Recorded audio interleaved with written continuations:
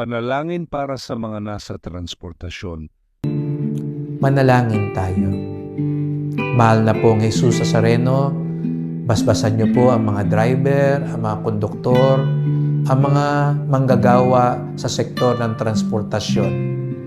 Sila rin ay nasa panganib araw-araw.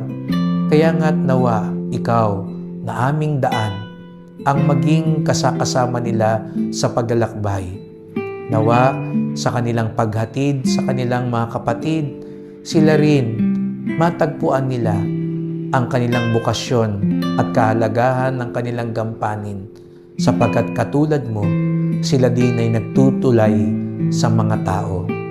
Ito'y aming dasal sa iyong ngalan. Amen. Sa ngalan ng Ama, ng Anak at ng Espiritu Santo. Amen.